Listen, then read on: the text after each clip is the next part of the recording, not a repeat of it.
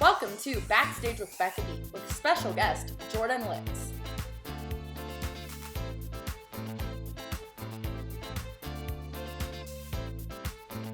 Hi everyone, and welcome to this episode of Backstage with Becca.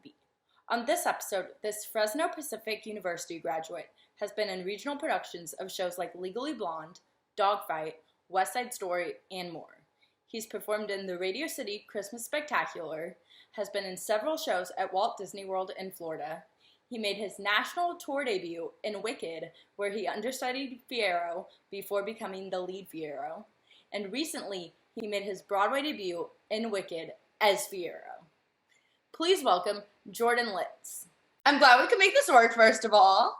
Yeah, this is great. So finally, nice to sit down and talk. Yes. And thank you so much for agreeing to join me. I actually got to see you on the national tour of Wicked back when it reopened. Oh, way back, like in Dallas. In Dallas, yeah. Yes. Oh my gosh. Whoa, holy cow, man. I can't even imagine what my Fiyero was like at that point. It was so good. It was 700 shows ago, so that's wild. Yeah. Wow. Oh my gosh, that's insane. Yeah. Well, I'm definitely gonna get into Wicked and all that because it's very important. Yeah, of course. But first of all, how is life? How have things been? It's been fantastic. Actually, my wife and I just moved to a new apartment on actually the same building, same floor, but just into a different space that's a little bit more baby friendly. So it's stuff is everywhere, which is why the camera is faced this way. hey, moving is a process, and it's yes. A challenging they say process. It's one of the most stressful things to do. So it's been a fun week. Well, I mean, especially when you're doing 8 shows a week on Broadway. Oh my gosh, yes, no doubt. So add that, and then it's more stressful. Yeah, very casual week. Yes. So have you always known that you wanted to be a theater performer? Not at all. I saw that you were a swimmer. Yeah. I was an athlete until I was 24-ish, 25. I swam all the way through college, a little bit post-college. The dream was to go to the Olympics. I went to the Olympic trials in 2012. I did not make the team or anything like that. I honestly wasn't even close. So after that, I kind of had to reevaluate what I was good at and what I wanted to do with my life, and if I wanted to wait around for 4 more years and try again later on, or move on. And so I decided to hang up the goggles and find something new. Wow. Yeah. I mean, and like getting to Olympic trials, that's hard even of itself. So like it's pretty cool to be able to say that, you know, I was in the same pool as Michael Phelps and Ryan Lochte and Nathan Adrian and all those like big name swimmers, and it's something that I'll be able to tell my kids about down the line, which is pretty cool. Wow, that's incredible. Do you remember growing up, did you like go to the theater and see shows? No, not really. No, I had watched all of the classic golden age Broadway musicals like Sound of Music and Carousel and South Pacific and like all of that. So I was aware of musical theater, but it was nothing that I ever thought that I would get into, especially when I thought of Broadway, especially growing up, I thought of like Phantom of the Opera and that sort of style of music, and it's not really necessarily what I do. And so it was never really on the radar. And I also think of Broadway performers as being like true triple threats. And I only knew how to sing really growing up. I had never acted. To this day, I've never taken an acting class and I've never taken a dance class.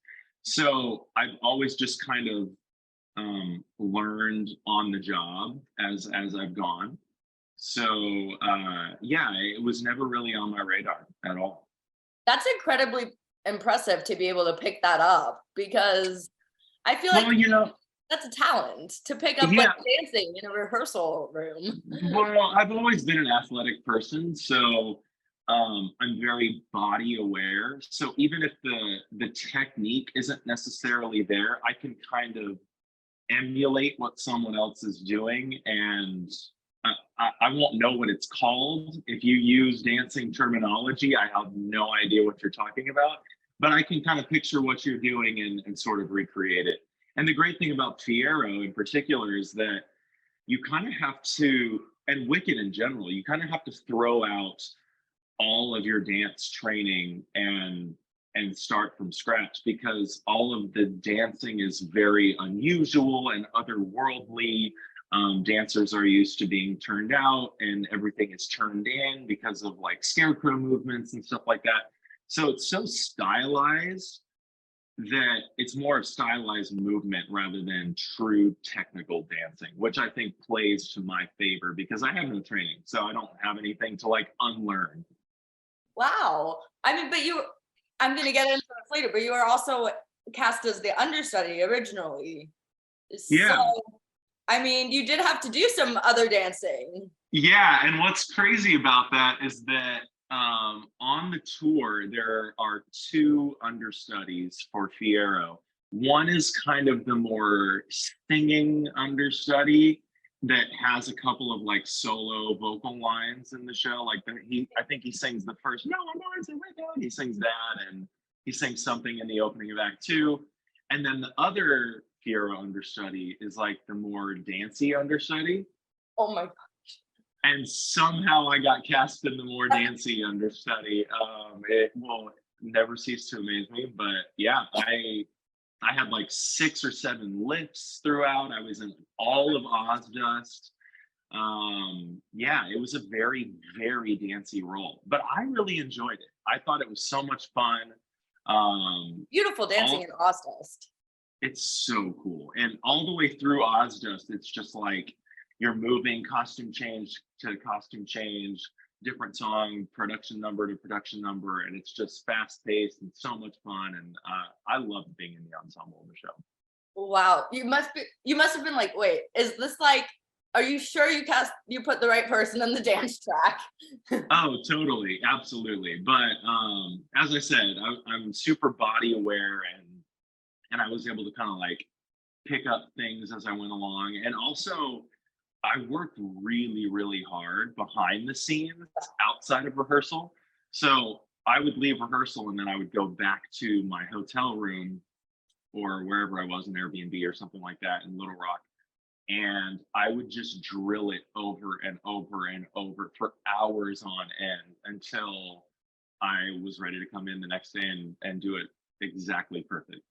Hey, and I mean, I think when you go into an audition room, people see like what kind of worker you're going to be behind the scenes, and they're like, oh, this person is going to go and learn and perfect this.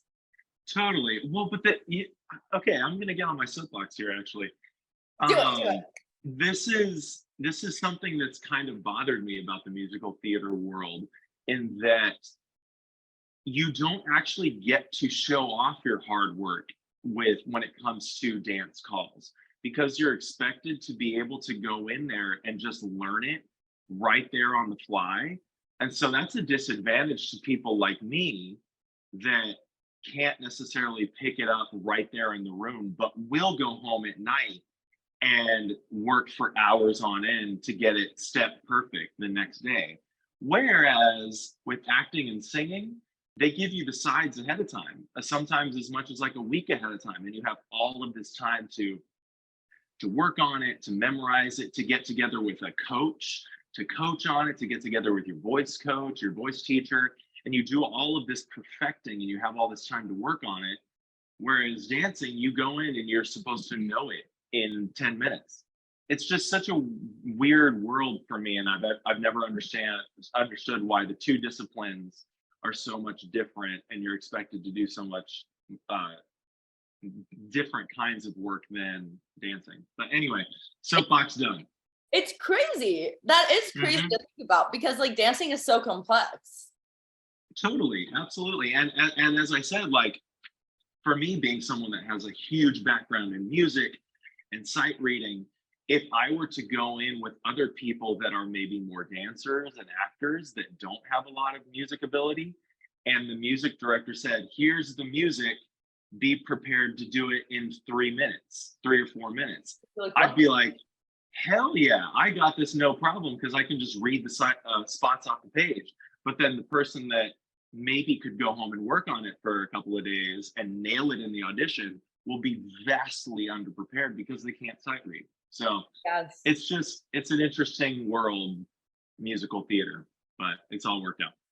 I'm curious, who was the first person that realized that like you could sing and hold a tune and like that you were really good at singing?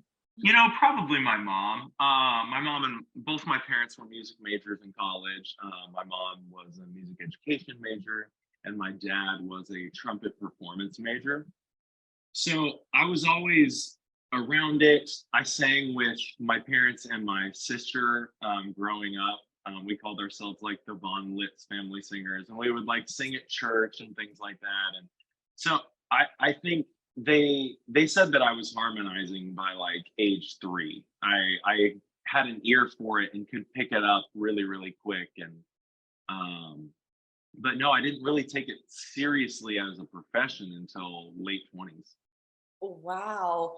What kind of, I know like the Olympic trials kind of like flipped that, but what else kind of flipped that? I mean, you must have been so proud after the Olympic trials to like have gotten there, honestly. I know it was tough on yourself, Yes, but yes and no. I mean, it's a pretty disappointing thing to work that hard and then not have it work out the way you want to. So I look back on it now with yeah, nothing but pride and admiration for what I was able to accomplish. But at the time, it just felt like a complete failure. So it was easy. It wasn't easy to move on, but it was easier than you might think to move on because it was mainly just frustration at that point. But I think there were a couple of big catalysts for me to find musical theater. The first thing was I saw a solo concert by Bobby McFerrin. Do you know him? He's the I guy that sings do. the Wait, he sings Don't Worry, Be Happy. ooh. Wait, I'll have to go and type this in later. Yeah, I I probably would heard say it it. was a late 80s, early 90s song. But he does these solo jazz concerts where he goes out on stage by himself in bare feet, dreadlocks, ripped jeans, and a microphone by himself and blows your mind. It is so unbelievable. And I remember sitting in the audience in Modesto, California, and he did this arrangement of Somewhere Over the Rainbow, and it was just so life changing. And it was one of those moments where I was sitting there, and at the time I was an engineering major. I was studying engineering, Oh my and gosh. I was like, I want to do this. I want to make people feel how I feel right now. What he's doing to me, I want to do to other people. So the next semester, I switched to vocal performance, and I eventually, one semester right towards the end of my career in school, I had to do a musical as part of the curriculum. And this is the other catalyst that helped me find musical theater. I wasn't really interested in it, but it was I had to do it. Otherwise, I wouldn't have made it through school. Um, and so it was The Sound of Music, I just, and I was one of the older guys at the school, and I was also bigger, so they cast me as the captain, and I not a bad absolutely fell in role. love with it. Not a bad What? role to play Oh the my gosh, captain. so much fun. I always pictured myself more as like a Rawl, but because of the nature of my physical type, and my voice type is a little lower and that sort of thing, it lent itself well to the captain. I learned how to play guitar for that show. For like 2 months, I just worked my butt off to learn how to play just 2 songs to be able to survive, and I fell in love with it. I thought it was so much fun, and those were the two real catalysts that helped me find musical theater: Bobby McFerrin and then Sound of Music. And like, what an acting role too for you. Honestly, yes, I would love to play the captain again in like a bigger setting at some point down maybe in like 15 years or something. Yeah, the Muni would be cool, or even if they did like a revival on Broadway or something like that in 10, 15 years. Yes. I think, man, the captain's just such a juicy acting role, and it's so much fun, and I would love to do it again. I'm curious because we like the concert. Do you get inspired when like you're sitting far back in a theater, but you can like still like feel all the emotion a performer is like putting into the performance on stage, even if you like can't see facial expressions? Totally. I think it kind of depends on the show. It depends on the performance. I think if it's a show like Wicked, you can sit further away and still feel that emotional impact of the show because it's such a spectacle. Like One Short Day is huge, Defying Gravity is massive, like all of these massive like light and costume numbers that are just so powerful. But I think if it's a smaller show, I saw Parade recently. Yes. And I sat too far away. I think I needed to be like, I was up in the mezzanine. Yeah, I was just too far away to really feel the emotion from the actors, and it wasn't their fault at all. It was just that like because it's a more intimate show and the numbers are so much more intimate, I needed to be closer in order to see the passion in their eyes and feel them a little bit more. So yeah, I think it just depends on the show. Yeah. I always am like amazed by, I think it says a lot when you're like in the back. Like for Lion King, I was in the back one time and like I was crying and I couldn't. Oh, absolutely. And again, that's a perfect show. You can sit anywhere in the audience and you're going to be in tears. I mean, like just like Defying Gravity. Exactly. You can sit anywhere, and once she goes up and flies in the air, you're like, oh my God, this is the most magical thing I've ever witnessed in my life. Absolutely. Yeah, yes. No doubt. So I want to talk about regional shows real quick before I get into Wicked. Okay. So what is your favorite regional show or college production of a show that you've done, and why? Oh man. Can I include like community theater type stuff? Of course, yes. Okay, great. It counts. Yeah, I did. There were two roles that I always look back at as being like really transformative for me. The first one was West Side Story. It was the first show I did right after Sound of Music that sort of confirmed to me that this was something that I really wanted to do, because I left Sound of Music thinking, wow, that was really a good time. Should I do this? Do I actually have any talent for this? Or is it just something that I enjoyed doing for a short period of time? So I auditioned for a local theater company called Good Company Players in Fresno, California. And actually Audra McDonald grew up doing shows there, which is kind of fun. I saw Wicked in Fresno a couple of years ago. No way, at the Soroyan? Yeah.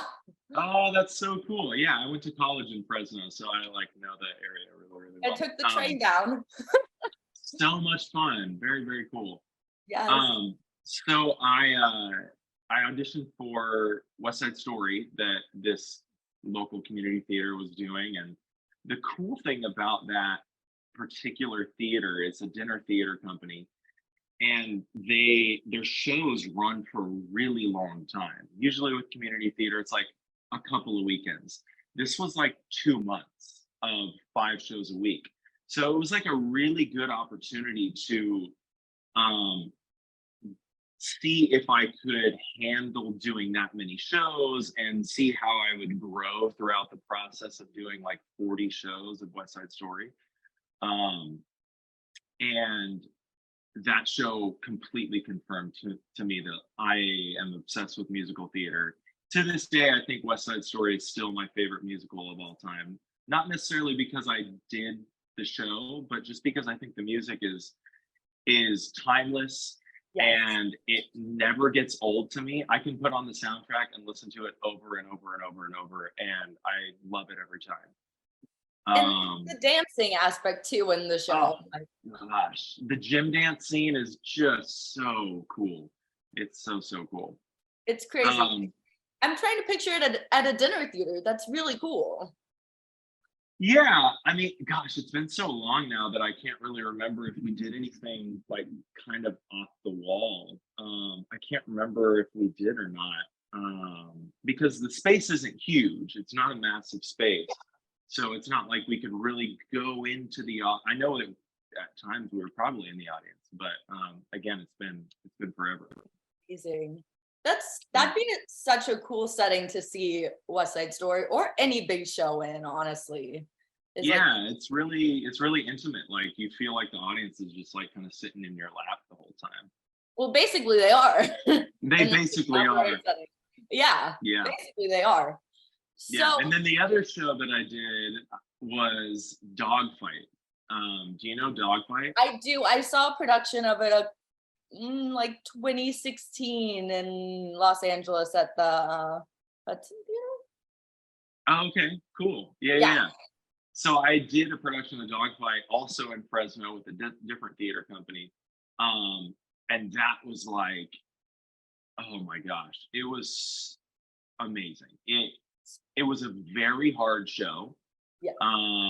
For me, that was my alphabet as far as like the vocal difficulties that Eddie Birdlace has to battle, especially because the whole musical culminates in that final song, Come Back, where you're just wailing for like 3 minutes straight. And so I had to like change a lot about my lifestyle in order to survive the show. So I like gave up soda. I didn't drink any alcohol. Like I like did all of these things in order to survive the show. Self-control and willpower that takes. Yeah, and you know what's crazy? That was 2016, 2015, something like that. And I haven't had soda or alcohol since. Yes. Just because I got to the end of it and I was like, you know what, I feel pretty good. Maybe this is just a good life decision. So I hung it up and haven't had any of that since. Hey. Yeah. Well, you figured out what makes you like feel good as a performer and gives you stamina when you're well, and it really pays off now that I've kind of learned that about myself for 8 shows a week. Yes. Because it really makes a difference.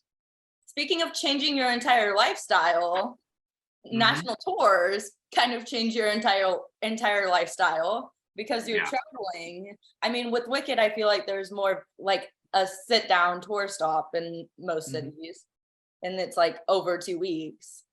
But how do you prepare once you like get the call that you booked a role to go and head out on the road? And then on top of that, you're stepping into the rehearsal process, and you're learning all the blocking. Yeah, there's a whole life upheaval that happens when you join a national tour. The great thing about a show like Wicked is that it's a machine, and they have every fine detail worked out to the cent. So you don't really have to worry about anything. They send you the script ahead of time. They cover your flights. They cover your food and expenses and everything like that. It's like it's the dream show to be a part of. So while you are leaving your life behind, you don't have to worry about anything but Wicked and having a good time. I love tour life. I thought it was so much fun. I would do it again in a heartbeat. I love traveling and I love going to all of these cool cities and sitting down. As you said, we sit down for long periods of time. We were in Boston for 7 weeks, Chicago for 7 weeks, Chicago for 10. What did I say? DC? Did I say DC? Yeah. I mean, we sat down in amazing cities. I could not be more happy with the schedule that I got, because I got to play Sacramento as well, which was really special for me because it's like 30 minutes from where I grew up. And we also played LA, and I spent a ton of time in the Costa Mesa area growing up. So the tour life was amazing. And yeah, it's not as bad as you think. Leaving your life behind to go out on tour. So I'm curious, where did you grow up? Because you mentioned Modesto earlier, and I know there's a Wicked alum that is also from Modesto or close by. So Oh, yeah, I was born and raised in Stockton, California. okay. I lived there for the majority of my life. I went to high school in Lodi, California. I went to college in Fresno. So I spent like 26 years of my life in California. And then I moved out to Orlando. And for Orlando, I assume that moving out there was for Disney World. Correct. Yes, which is really cool. Performing at Disney World. Oh my gosh, I loved it. Wicked. Yeah, no doubt. Jeez. I know, it was so cool. I've gotten to be a part of like these big famous shows and companies. I went from Disney World, and then I did the Radio City Christmas Spectacular with the Rockettes, which also felt very Disney. And then Wicked, which also feels kind of Disney. It's just like these huge, iconic shows that I've gotten to be a part of. Definitely spectacles. Do you have a favorite memory from tour life, and what is it and why? Oh man, you're like all of them. That's really hard because there were so many amazing cities and amazing moments on tour. As far as like unique adventures go, my wife and I went horseback riding in the Saguaro National Park in Arizona. And that was just one of the coolest things that we did the entire tour. It was like just the two of us on horses and a guide. Riding, and it was in January, so the temperature was perfect. It was like a beautiful sunny day, and you get out, you're riding out through the desert, and then eventually you get into the Saguaro National Park, and these cacti that just look cartoonish. They're so perfect, like 25 feet tall, 25, I guess they can get as tall as like 40 feet tall. But they were these beautiful, magnificent cacti everywhere. And it was just the most perfect day, perfect temperature. Our horses were amazing. And I always look back on that experience as one of the coolest things we did the entire tour. That's like an opportunity that like it's like an opportunity that I feel like people don't think of, but it's like an opportunity that a lot of people like never get a chance to actually go and do, which is really cool. Yeah, and that was just one thing of so many cool things that we got to do on tour. It's just one that I always remember, but it's so hard to pick just one adventure or moment, because I was lucky enough to have my wife out there on tour with me. And so all of our days off, we would like go out and explore the cities. And I mean, we were in DC, so we got to see the Capitol. We went bowling at the White House. I jogged along the mall and felt like Captain America every day. And it was just like, it was such a cool experience. Yes. And what was it like stepping in on stage as not only like in the ensemble, but also as Fiyero on the national tour and making your national tour debut in a show like Wicked? Yeah, I mean, it was an absolute dream come true, especially getting to take over as Fiyero. Yes. The first time that I went on for Fiyero was before the pandemic, actually. I want to say Baltimore, March 4th or something like that. So literally, like right before the pandemic. Oh my God. um, but it was super cool because Kurt had personal days. He was our principal, Fiyero, at the time. Um, he had personal days coming up, and I knew ahead of time that I was going to get to go on. So I was able to have Julie fly out, and her parents came out, and my dad and my sister and my best friend Tim. Like so many people were able to come out and see my very first time going on for Fiyero in Baltimore, and it was just amazing. Talia and Allison were super supportive the entire way. I had like a hint of nervousness right as I started dancing through life, and then actually, it's kind of funny. It's right at the top of the song, and learn to live the unexamined life. And when I got to the life, I could feel my upper lip just kind of start to like twitch a little bit with nervousness, and I felt Allison's eyes like move down to my lip, and I was like, "Don't look at it! Don't look at it! It's gonna make me nervous." Not scared. I'm not scared. Not nervous at all. But then once the song started moving, all the nerves washed away, and it was a blast the complete rest of the way. Well, I mean, I feel like you feel the audience's energy too, and like you're like, Yeah. oh, okay, like this is going great.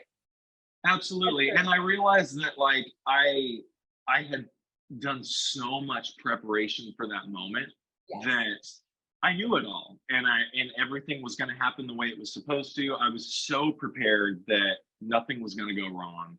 I think Julie Andrews was quoted saying, amateurs practice till they get it right, professionals practice till it can't go wrong. And so that's kind of always been my mindset, to just drill it until you literally cannot mess it up. Yes, until you're very, very, very confident in Yeah, like, what yeah, you're doing exactly. on stage too, because Yeah. yep, that's the goal. So I'm curious, how did your Fiyero change from the first time you went on to when the show came back after the after the pandemic? Because I know you got, if I remember right, you got a week or so in Dallas, or 2 weeks. I got the last three.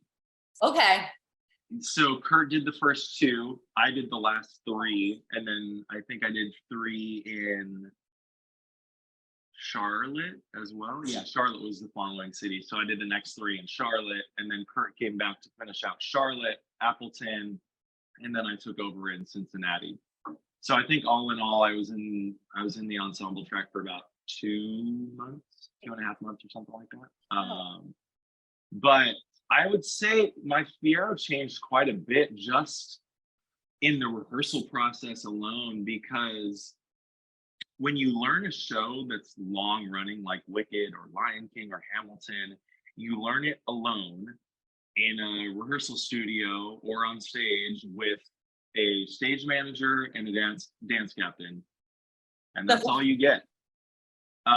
So you don't really get an opportunity to let the dialogue simmer and grow and develop, because you don't have an opportunity to bounce it off of anybody really.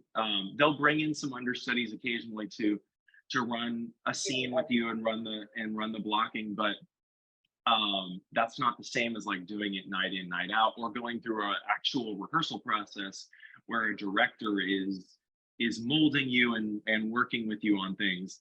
So I was fortunate enough when we relaunched the show, that they brought out the entire original creative team to help us relaunch the show.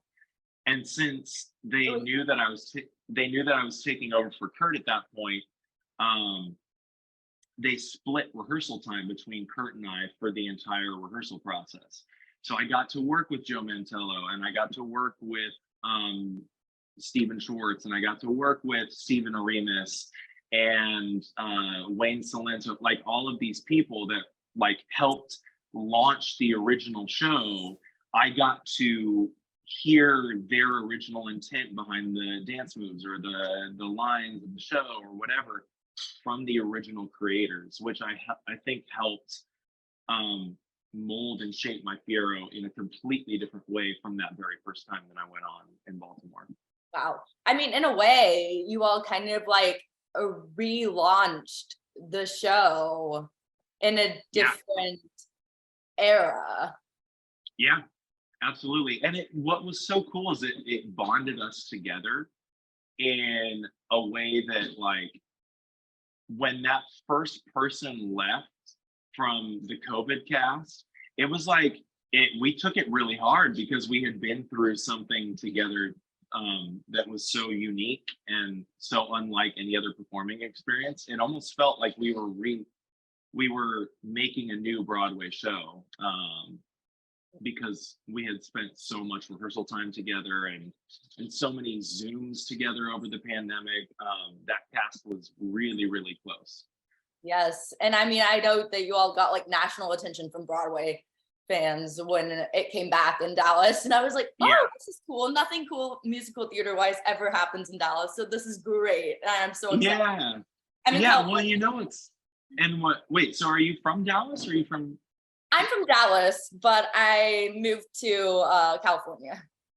Okay, got it. Where in California are you now? I'm in Burbank. Oh, fun. Okay, yeah. Cool. I love Dallas. I thought it was a blast. It was one of my favorite cities that we had on tour. The food there is top notch. I mean, we had all of the barbecue, and it's still my favorite barbecue in the entire country. It's so good. There's a guest. Yeah. Where were we? We were talking about the show. The like relaunch kind of the show. And yeah, I think I had something that I was going to say, but now I can't remember what it was. So. It'll come to you, and then you can just go, hey, wait, I remember. Well, even like 3 days from now, it'll come to me, and then I'll be like, I had to tell Becca that. Yeah. You'll be like, oh, I remembered. I'll message you, and you can like edit it in. Yes. So when did you get asked to do Broadway? How did that work? Because like that's such a huge deal to go from, I mean, I know that they take a lot of national tour cast members to Broadway after the national tour, but it's still such a huge deal to like get the creative team's attention enough to have them be like, hey, can you like come and play this part on Broadway too? Yeah, I always kind of say that my audition for Broadway happened in Dallas because all of the creative team was there watching me learn the show. And I actually did the first invited or the only invited dress before we opened. So we officially opened on that Tuesday, like August 3rd or something, which was yesterday, right? I think it was August 3rd. Yeah. But on that August 1st, we had an invited dress rehearsal for, I want to say like 1,500 first responders or something like that. So Joe Mantello wanted to see me do it in front of an audience because, you can see someone do it like in a rehearsal setting, but he wanted to see it full out with costumes in front of people and everything. So I got to do that like first performance for like an audience after like a year and a half of no musicals.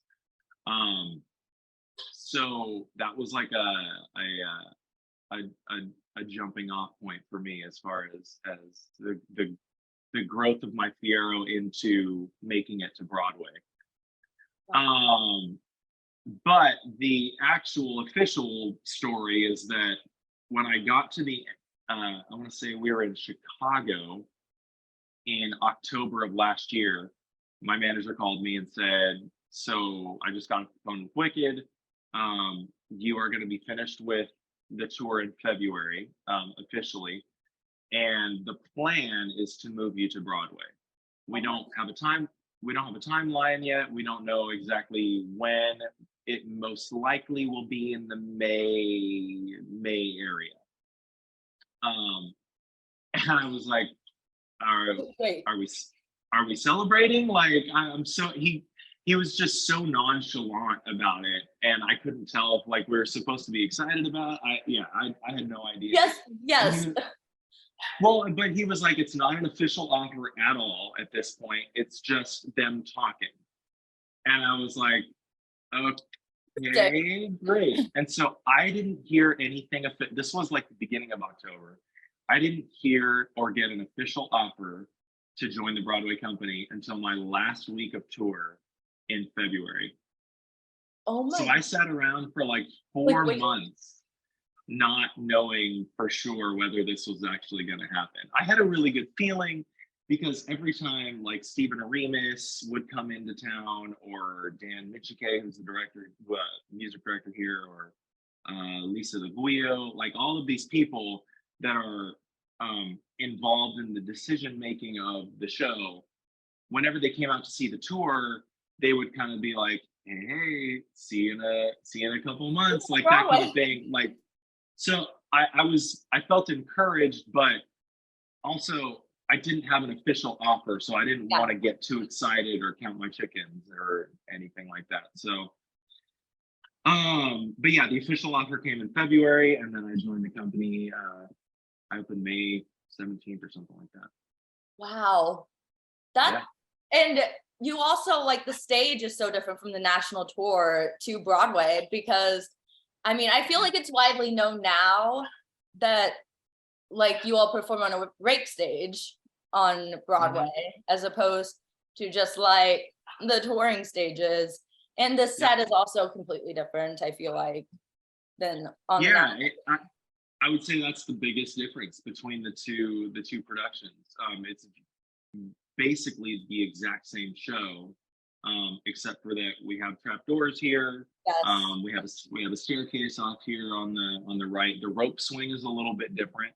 The rope swing here is way more fun than on tour. Fun fact. The tour one, you are actually swung on by the stage crew. So you just hold on, and then you have two guys that like pull ropes and bring you in. Whereas here, it's literally just a pendulum that the rope is like hooked up 40 feet in the air, and you just swing in. So it's all your own manpower, which makes it more scary. Yes. More scary and much more fast. But I like it better. I'm a thrill seeker, and I love it. It always looks so fun, and I feel like it's a blast. I feel like all the Fiyeros that I've seen do that look like they're really enjoying themselves doing that. Yeah, I mean, I won't name names, but there are a couple of guys that are terrified of it and hate it. I'm not one of those guys. I think it's a blast. I think it's so much fun. Well, it's like, what if you lose your grip or something? Oh, totally. And you don't realize, a lot of people don't realize that you're holding the gun as well. Oh when my you're swinging in. You're holding. So really, you're just kind of using one hand to hold on to the rope, and the other hand is more just like a guide that you're holding on to with your gun as well. So, it's a little scary the first time you do it, but I think it's so much fun. One of the coolest moments of the show. Muscle memory eventually. Oh yeah, absolutely, for sure. What's it like doing Dancing Through Life on a rake stage versus the national tour stage? You want to know something that's really funny is that I haven't thought about the rake one time since I've been here. Good for you, honestly. People always talk about how the rake like wrecks their ankles or their feet or their knees or whatever, and it like tears their body up. I think I had more aches and pains on the tour than I did here. I don't know what it is. Maybe it's like being in the same bed every night and like having a routine, or it was maybe the 3 months off that I had in between tour and here that my body had to rest, or whatever it is. I haven't thought about the rake one time. And Fiyero has this little tour at the end of Dancing Through Life. It's just life, da, da, da, da, da, and then he does a little single turn tour. And on the tour, the actual tour, the national tour, it kind of once out of every like 60 performances, it would like go a little squirrely, and I'd have like my feet would come apart or something like that.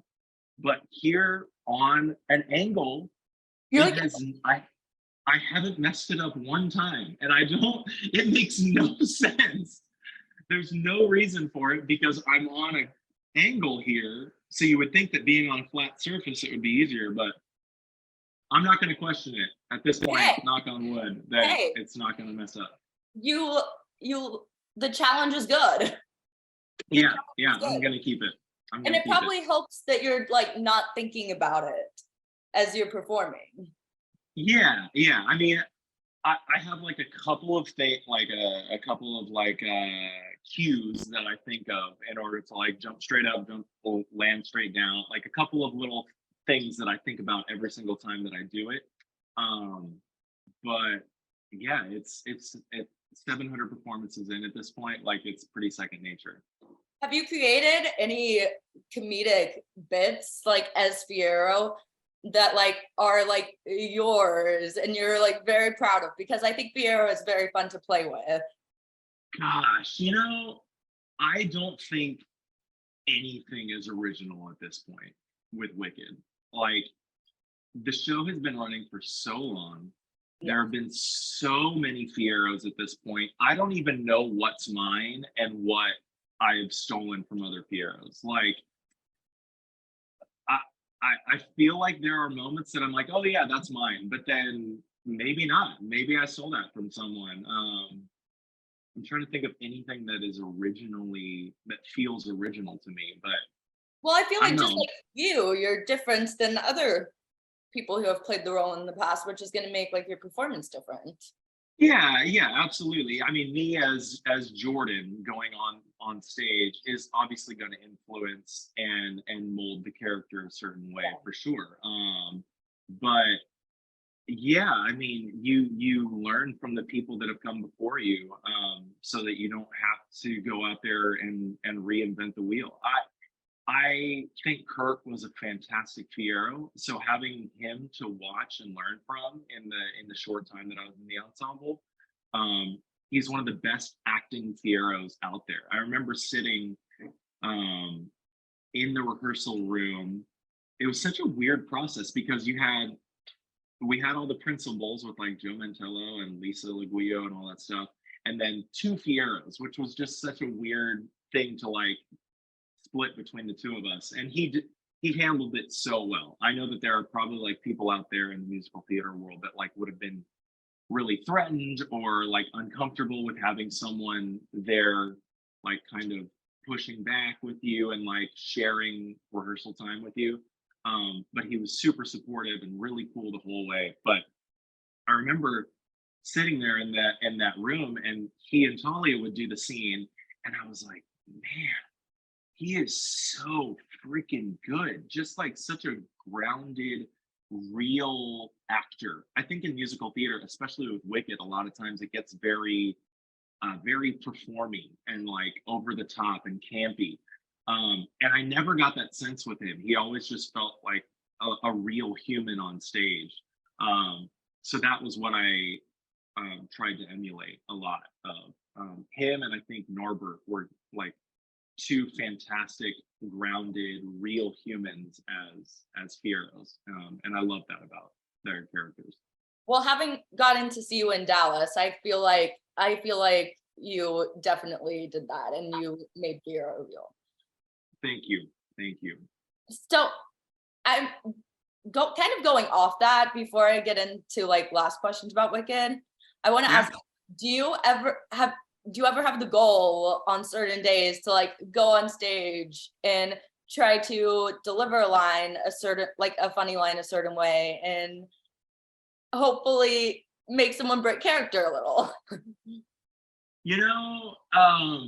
Not so much here. I haven't quite gotten there yet with Alyssa and Mackenzie, because we just haven't had enough time to like let our friendships get there. I think Mackenzie and I are almost there, because I see of all of the people in the entire building, Glenda and Fiyero are to people that interact the most off stage.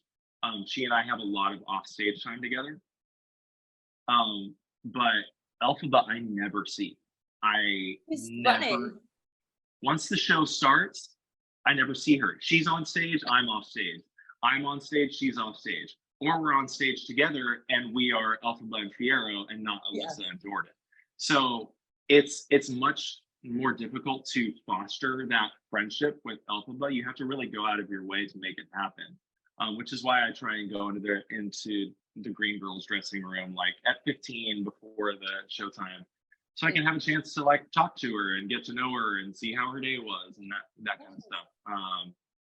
But no, I haven't had too many opportunities to break the girls here yet. But with Jennifer and Lissa, it happened all the time. Train scene was a mess. Oh my gosh. We should have been fired a couple of times, but that makes it so fun. We had a good time. Let's just put it that way. Oh my gosh, it makes it so fun because I feel like a ton of people like come to see the tour in multiple cities and they're like, what is going to happen today that is going to be brand new and that I'm never Yeah, absolutely. And when you get to that point to where you feel safe enough to where you can like explore other deliveries of lines and you know that that's not necessarily going to throw off your scene partner, it keeps it fresh for you. It keeps it fresh for the audience that has seen the show a million times. My wife has seen the show like 26 times now. And I think she still likes it. So hey, she's keeping a tally. Does she have like lists of people that she's seen in the show? Well, it's all me. I think before we got together, she had seen the show like 4 or 5 times or something like that.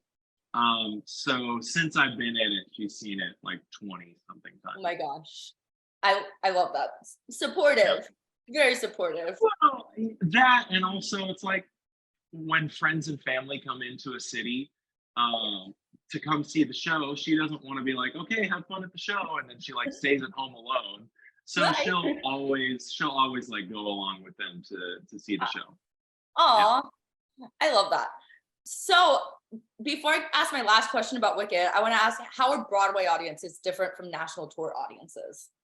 They're super hit or miss. Yeah. And I knew that going into it because I had been pre-warned by people that had done the tour before going into Broadway, because you get a lot of it's a tourist attraction here, whereas when you go on the road, you have all of these people that are like theater goers that are excited to go and see like the biggest thing that's come to their town all month. So especially the smaller towns, the best audiences were like some of the smaller towns. Whereas when we went to bigger cities like Chicago or Boston, yes, we would have some really good audiences, but we'd also have some crickets as well, because I think those bigger cities just have kind of more things that pull their audience's attention and time. For instance, when we were in Boston, the NBA Finals was happening across the street. So it's there are a lot of huge entertainment opportunities. Not to say that we weren't sold out every time, because Wicked is sold out every single time. But the audiences can be in the bigger cities, can be more subdued at times. And then in other nights, they'll be absolutely bonkers. And that's kind of how it's been here on Broadway. We'll have like a Wednesday night show that's just a complete snooze fest. And then like a Friday night will be just rambunctious and crazy and explosive. And it just depends on the night and who's there. And then there's always that one person in the audience during the snooze fest that's like cheering really loudly, and they're like, and then they by themselves, and then they're like, oh wait. Or like someone that just laughs a little too much at the jokes, and then it sets us off, and yeah, it's dangerous. Yes. And also, I mean, I've seen it a couple times on Broadway. I've seen it more on the tour. But like people taking out their cell phones at the Gershwin too. I don't even know how they get reception. I don't understand how they get reception either, because I don't have any reception in that building. Nothing. Oh, Like I've tried to take out my phone in the Gershwin. Like when I was like watching the show when I reception. first came back into the show at like intermission, I tried to take out my phone and I couldn't get anything.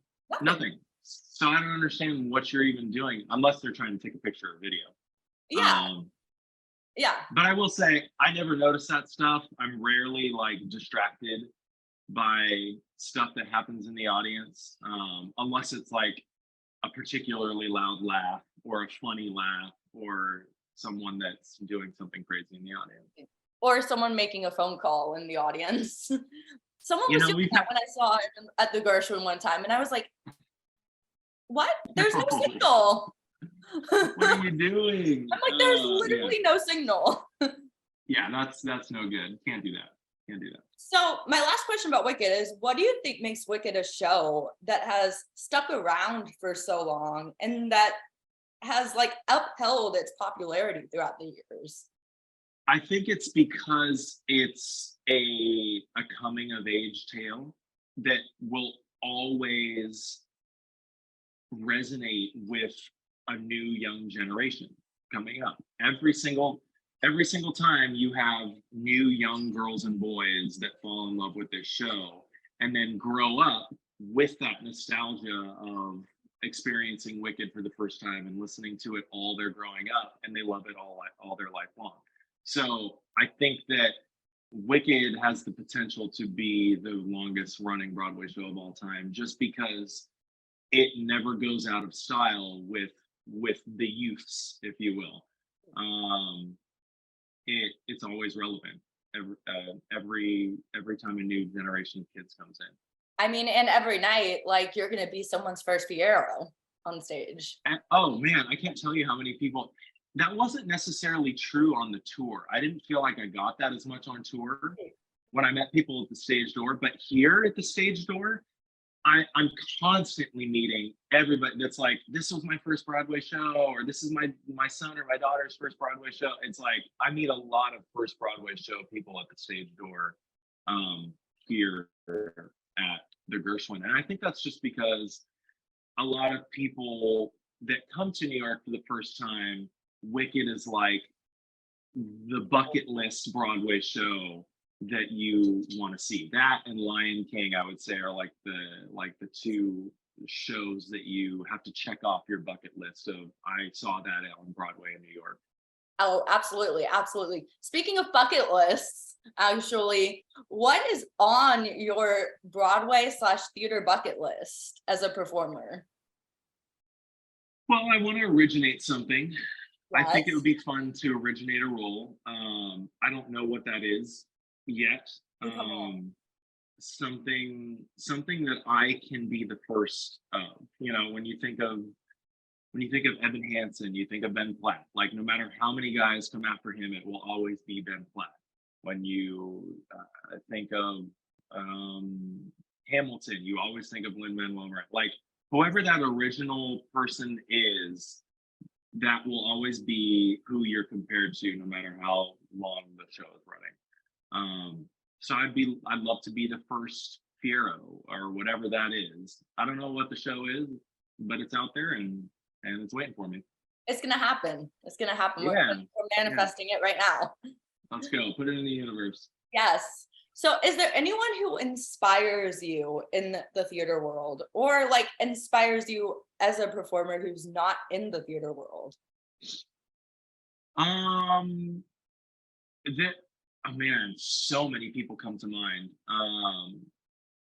From a performing aspect, I would say Jeremy Jordan was the first person that I saw that made me think that I was the type of person that could do musical theater.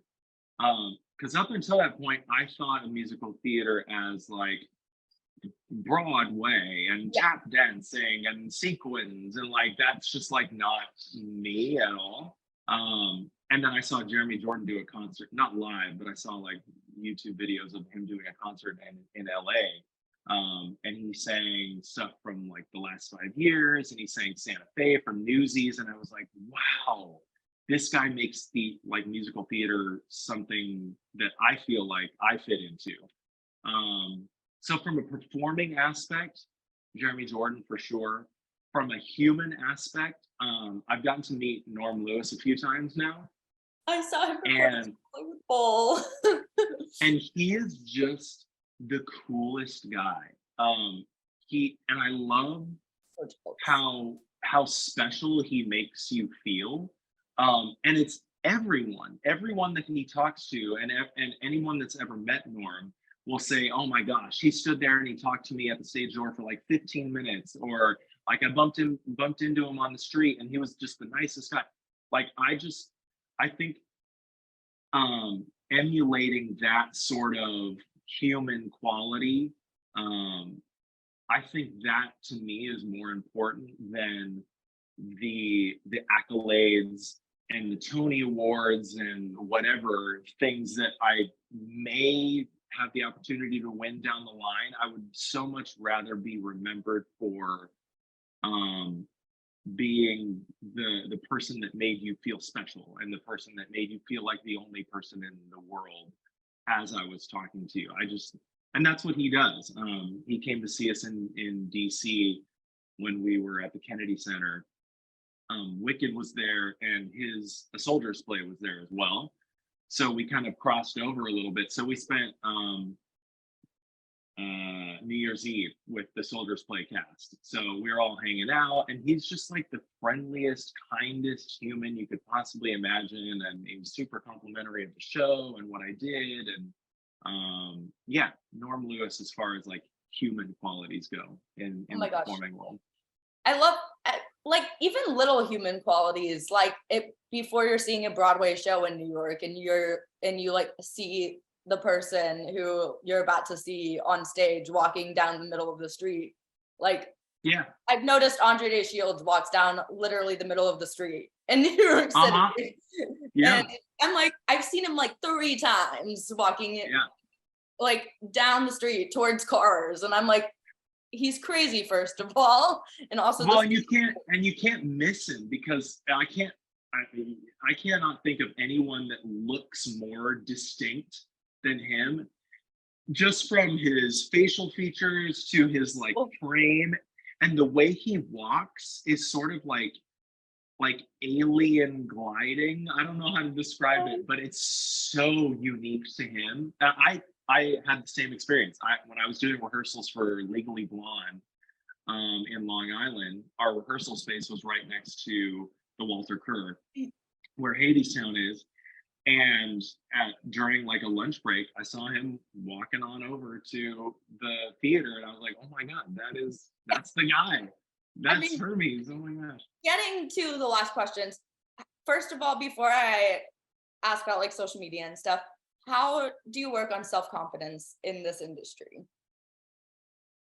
Oh, that's such a tough question, because everybody approaches it in a different way. I think I have the advantage of not growing up in musical theater and growing up an athlete, and I think that helps ground me in a way that I think musical, or just performing people in general struggle with, because you grow up constantly being assessed on your art, and I didn't grow up with that. I grew up in the athletic world, where it's so much more objective. Especially with swimming, you get your hand on the wall first. Doesn't matter who you are or where you came from, you're the best in the world. So it was a very black and white, cut and dry sort of thing that gave me really thick skin, because I lost a lot of races throughout my life. I won a lot as well, but I lost a lot. So you get used to that kind of beat down that you take in the athletic world, that prepared me for the beat down that I would take in this world. And I think it also comes down to the group of friends that you have around you, and the support group that you have. My family's always been very, very supportive of what I've been interested in. And then I have the absolute greatest wife in the world as far as her backing of me and love of what I do. We've really been a team attacking this Broadway dream ever since we met. Yeah, love that. And that's so important, I feel like, to find like not only like a best friend, but like someone who's supportive of your dreams and like yeah. Well, absolutely. And there are nights when I come home from the show and I just hated what I did. And I like get really down on myself. And I don't necessarily want to unload that on my fellow castmates because that doesn't boost morale backstage if you're just complaining about stuff. But I can come here to Julie and oh my gosh, that's all I do is complain. It's probably like, But you're fine. You're acting you're fine. ridiculous. Yeah, Yes. she's probably like, not being your own toughest critic. Totally. And that's exactly what she says. And it talks me off the ledge. And then I go back out and I do it the next day. Yes. So where can people follow you on social media to keep up with you, to keep up with what you're doing? Yeah, I would say that I'm most active on Instagram. I am not the best at social media, but I attempt to be. I was really good at it on tour because I felt like going to each new city like inspired me to post new things and all that stuff. But now that I'm stationary, I find that I've just kind of settled into my hermit ways and like I'll post something here occasionally here and there but yeah, I would say Instagram is the best way to keep up with me. I'll get on TikTok someday. And I'll post the link in the description in the lower thirds. Lastly, is there anything you want to promote that isn't Wicked related, isn't Broadway related, or that is musical theater related, or do you just want to tell people to come see Wicked? Oh man, just come see Wicked. At this point, like I'm not doing anything else but Wicked and preparing for this baby. That's like my team here at home is about to grow exponentially. So between the wife and the baby and the dog and Wicked, I've got my hands full. So just come see Wicked. I hope the baby gets to see Wicked someday. Well, I think we'll get her backstage at some point. I think I will be long gone before she's old enough to understand Wicked and what I do and actually see it. But we'll sneak a picture backstage. Like memories, little memories. Yeah, exactly. Yeah. And then we'll show her a picture of 30 years from now and be like, hey, check it out. Yeah, and then you can like take her to the show and be like, and hey, say, you remember this? This was pretty cool. Full circle. Yeah, yes. Well, and we can't wait to take her to Disney World as well, just because Julie was a Disney princess for 11 years and I was there for 3.5 years. So that place in particular is really special for us. So walking down Main Street with her is going to be really special. Real life Disney parents for her. Oh my gosh. Oh my gosh, it's a dream. Yes. Well, thank you so much for joining me to chat today.